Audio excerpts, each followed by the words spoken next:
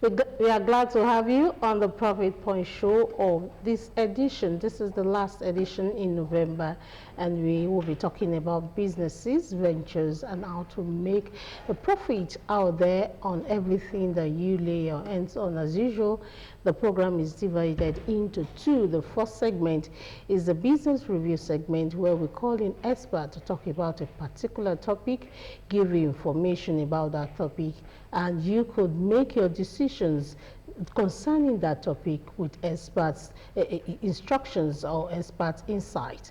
And the second segment is where we look at vocational skills, where you can use your hands for, how you can use your talent, and how best you can make something meaningful from that skill that you will be proposing to do.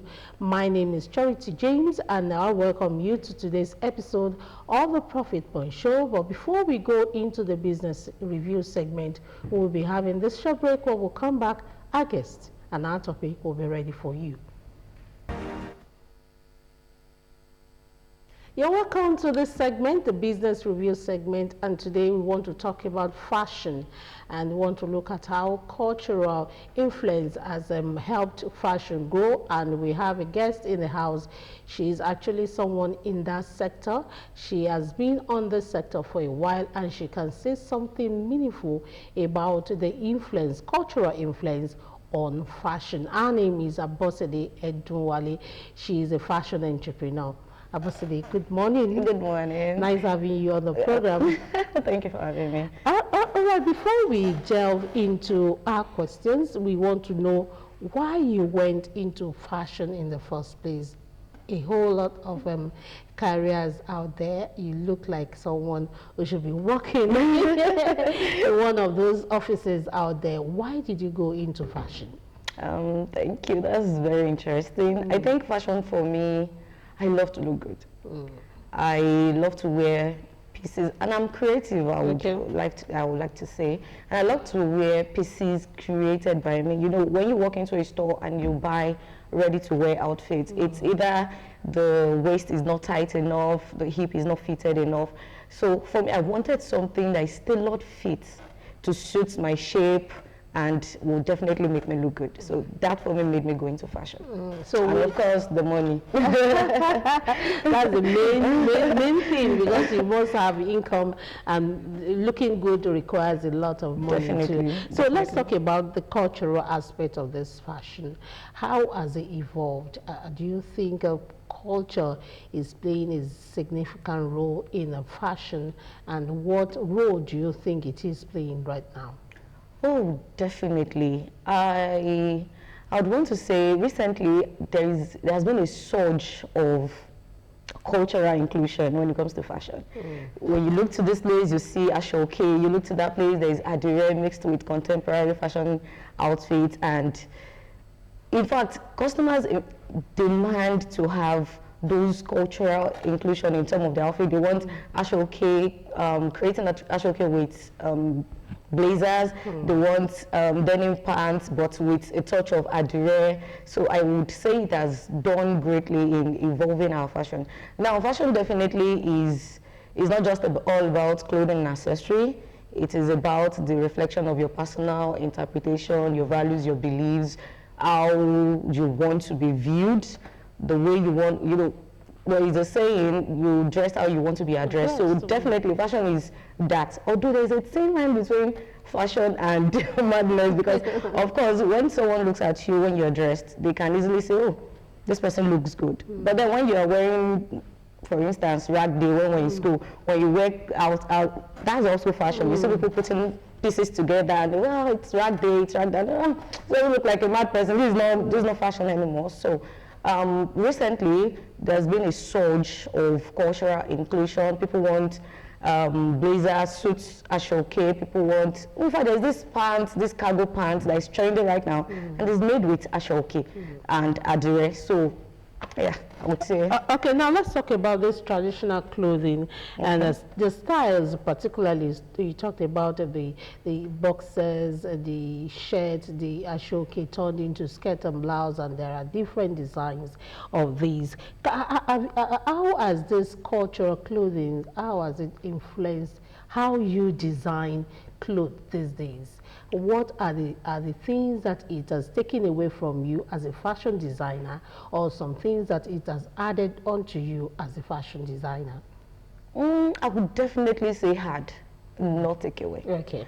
Like, for instance, what I'm putting on right now is a combination of adire and denim material. That is the inclusion of traditional elements with contemporary design. Denim, definitely, we know it is a Western material, but then the adire is our own secret, unique touch to it. So I would say it has added, not definitely taken away. It opens your creativity. You know, we never thought we could wear Abeokuta blazers to work.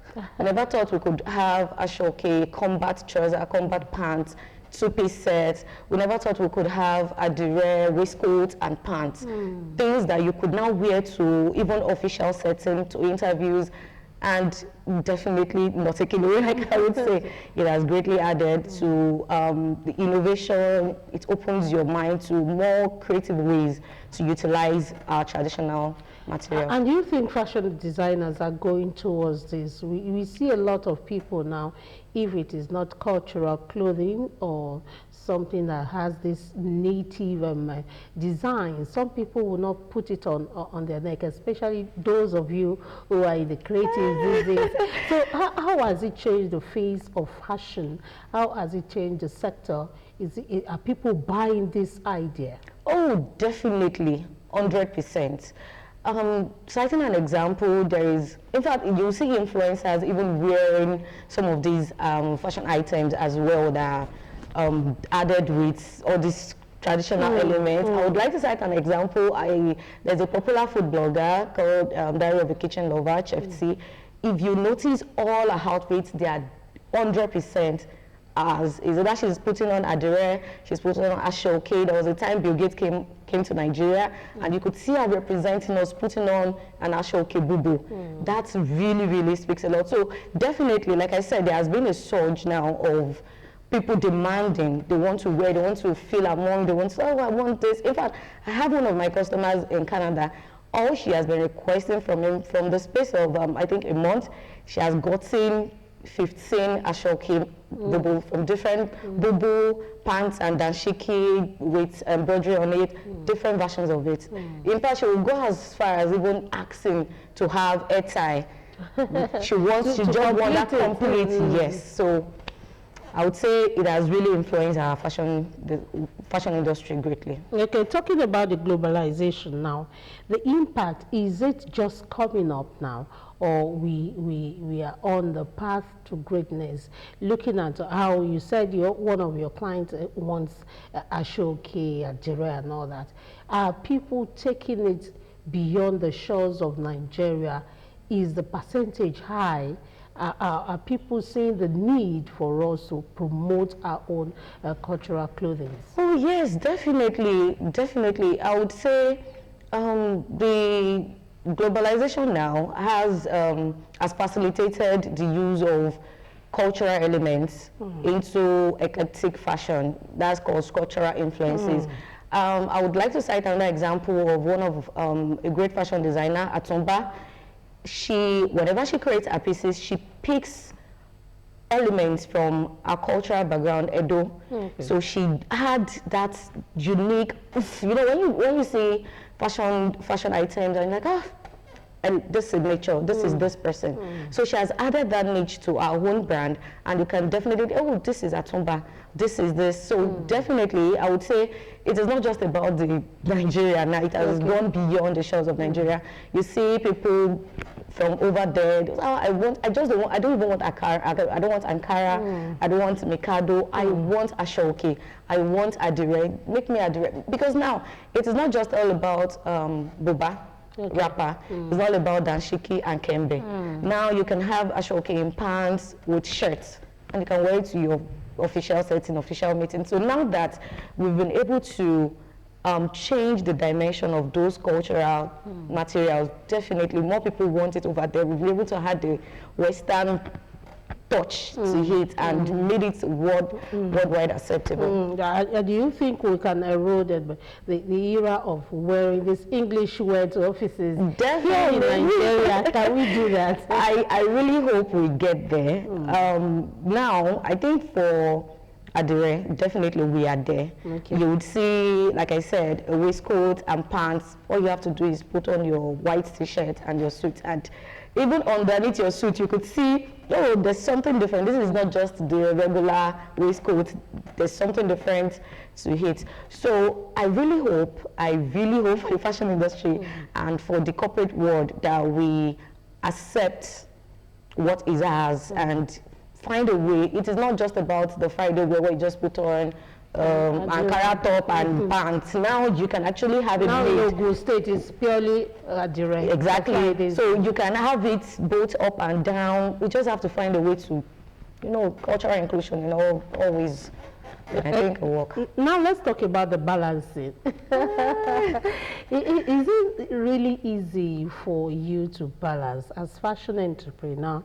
You want to make money from whatever you're doing, and at the same time you're a designer. You want to bring us something so beautiful that people want to come back or ask who did this, and they want to look out for you and come back for you.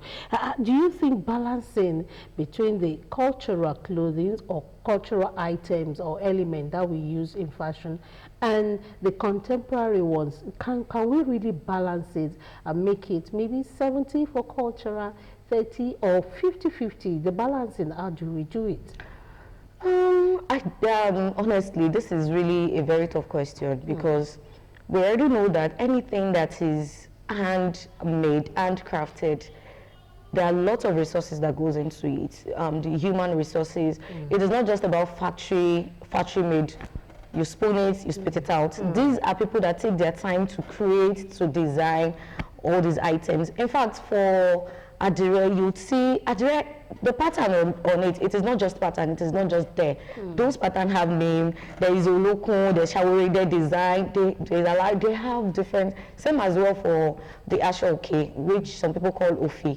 There are different versions of it. There's Jawu, there is Alari, there's Sonyo. So those items are definitely, because they are handmade, they're handcrafted, they are definitely more expensive than you just walk into a store and just buy the two-piece complete set, maybe 30K. These things take time, they take creativity. So I think eventually, when people come to realize the story, the cultural background to those items, maybe they'll tend to appreciate the reason why it is more expensive. Because I have clients come to me and they tell me, I want Abeokuta, and then when you give them, no, I'll just go wear a gown. But then when you wear those Abeokuta boo-boo, definitely you will stand out. I'm like, I like this, I like the combination, I like this, I like that. So I think eventually, as time goes on, when people come to appreciate the cultural elements better, then they will understand the reason why it might slightly be higher than the contemporary fashion. So. Okay, now let's talk about some of the challenges that you face in your sector, using this cultural clothing for designs and for people to see out there, or for promoting Nigeria, because all you do is to let people know that this thing exists in my country, and if you come to my country, you see abundance of all of this. So what are the challenges that you're facing? How do you want it to be solved? For the challenges, I would say sourcing for the material. Now, like I said, these items, this material, they are handmade, they are handcrafted, they're locally made. So we have less manpower.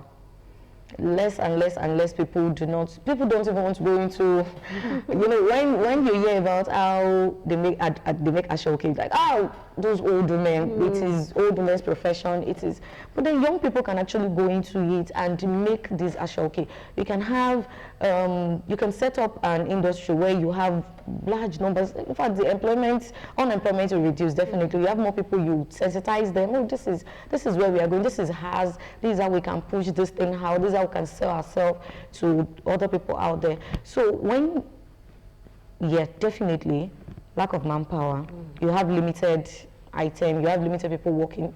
You know, when someone comes out, okay, I want 100 pieces of adire.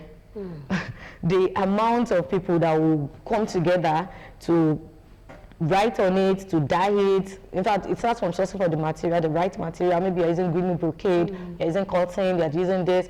Those sourcing for it, definitely. Then painting on it, then soaking it, the waxing and all those stuff.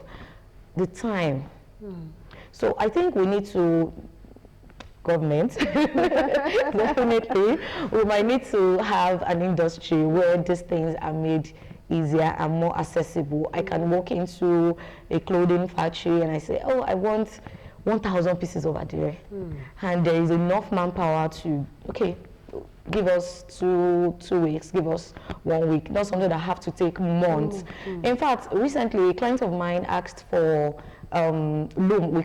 There's an ashoke called loom. That one does not have, it is 20 by 140, so it is not like the short one, yeah, which is like that one is 70 by 40 for the cap. You know, we measure by cap. So, and she wanted loom, and then I go to my supplier.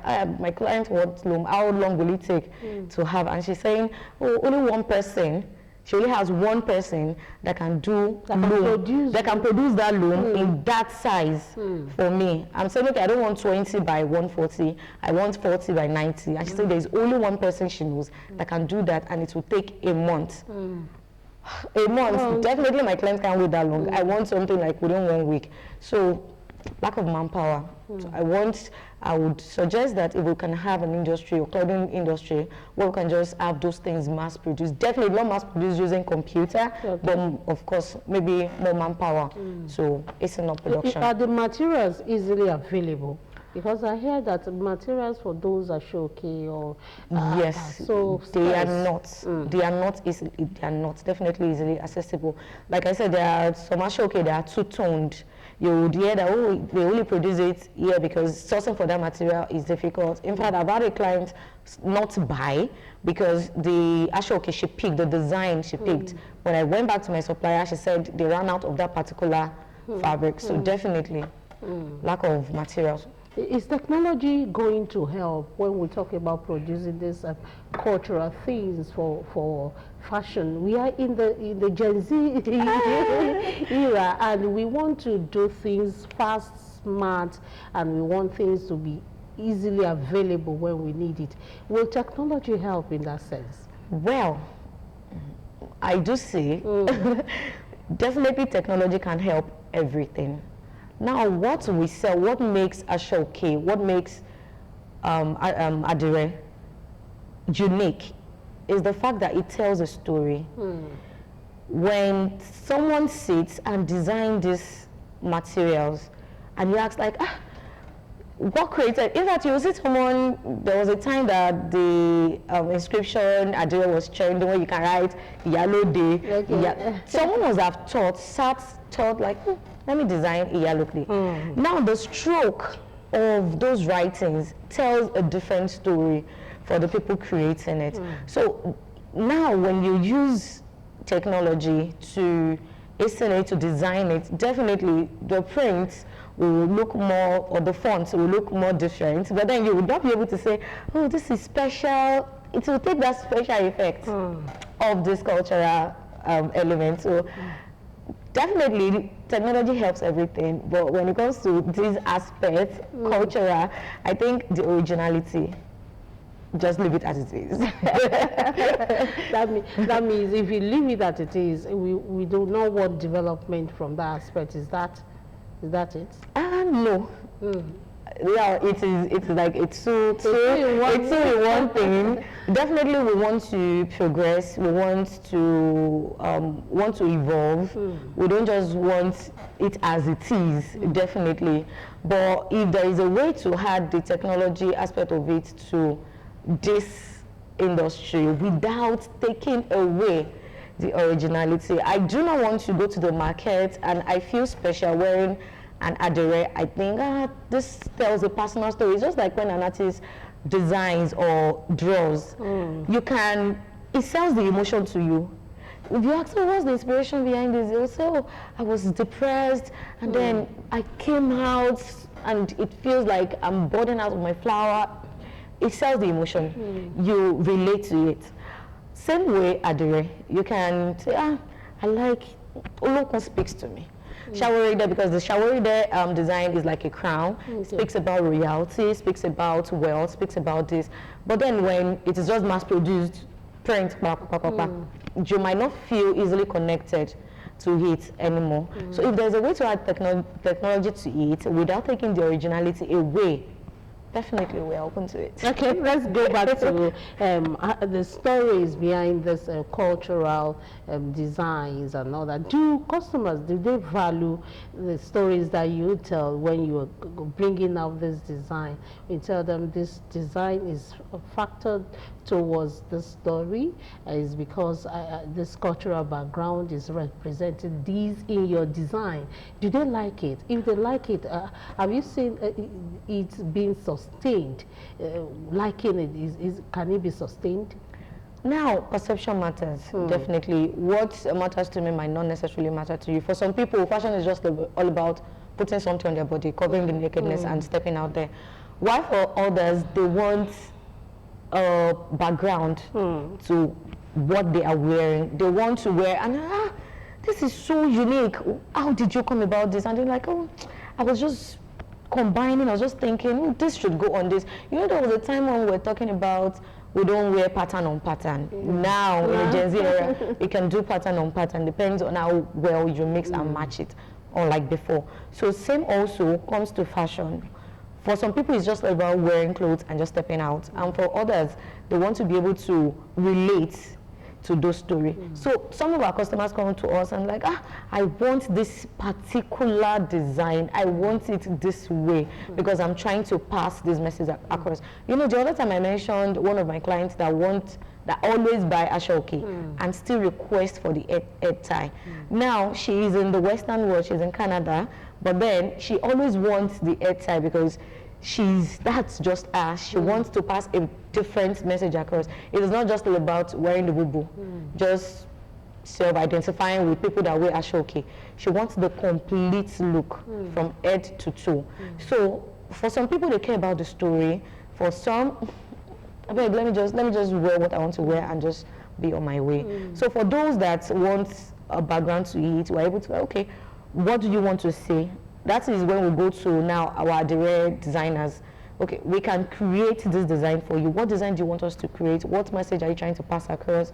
Even for brands, you see brands like this Ileyon, you see Ileyon, and they have Ami on the head. So that way you will not just pronounce it with a different tonation, you can pronounce it the way it is meant to be pronounced.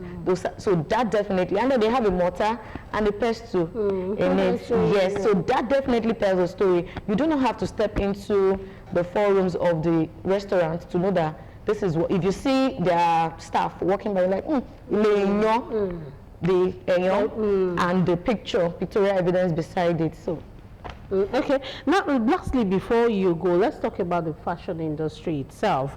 Have you been able to educate customers on the cultural significance of these designs? Almost same question with what you have answered.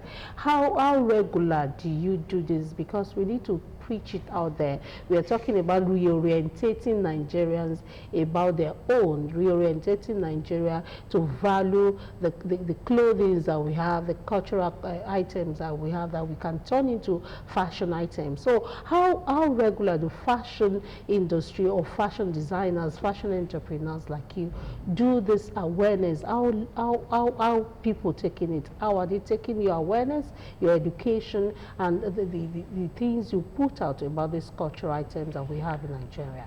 Okay, well, for me, when clients come to me, the first thing I always as a Yoruba woman offer them when it comes to, oh, I want outfits. Okay, do you want Ashoke? Do you want Adire? It comes immediately to my mind and I push it to them. Now they could say, oh, I want this, and I will tell them, but you know, when you wear Adire, when you wear Ashoke, you look, the presentation of yourself in any gathering would definitely be different. You you look definitely different from the rest of the people you are in the room with. And then of course I've been able to convince some of my clients. I'm like, okay, let's try.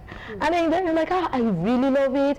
Recently I created a piece, and it was funny because someone picked that video and posted it, one of my Abeokuta supplier, and she tagged it masquerade gown. That is because the way we combined the Abeokuta had some fluffs dropping all around, and it definitely looked like a masquerade, a masquerade outfit. So you can easily look at this and then quickly attach it to something. Now, masquerade, we know, is in most of the Western world's background, like we have different masquerade. So when it comes to some of the stories, teaching people about, I do my best. And I think some of the other fashion designers too do. Like I mentioned the other time about the Atumba, whenever she creates her pieces, she intentionally tells a story behind it. She tells about the origin, where it is picked from in Edo State. So same also when it wear Abeokuta is different. They're different, like I mentioned, there's Sonyo, there's Alari and all that. So when you wear this, you're saying a different story. When you wear that, you're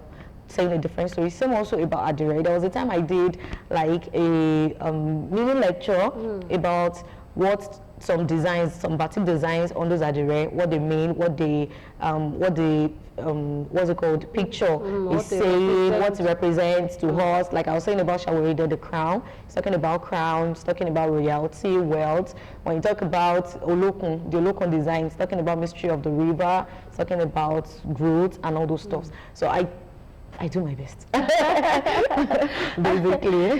Okay, before we allow you leave, can you advise those who are into your industry and wants to basically stay with using the cultural things to design? How best can they do it, and how best can they bring all these things to the forefront, to the focus of the people? I think we are doing that already. Okay. Really, of course we can do more. There's always room to do more, but I think we are there. And that is why you could see people innovating the combat pants. I have someone come over to me, and I always refer to myself because who best to use as an example, if not myself, I'm here. So I have a client come over yesterday. She's from the UK, she's a nurse, and she was telling me she wants to use Adire to make scrub. Okay. The scrub they wear over there. Yeah. And I was like, oh, that's so nice. We can make the carrots, the trouser to have a carrots edge. We can have, and she'll say she wants pockets by the side because they put items in it. She wants the front pocket. She wants the V-neck. So definitely we are there.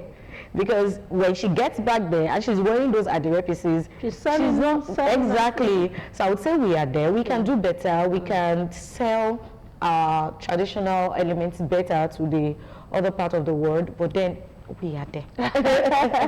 So we want to thank you, ABOSEDE, for coming on the program. We've enjoyed this lecture from you, and we hope that others who emulate you and others who are doing things to promote our cultural heritage, so to say. Thank you for doing all that. Thank you very much for coming. Now we want to go for a quick break, or we'll come back. Our sectorial segment will come on air. We'll see you after the break.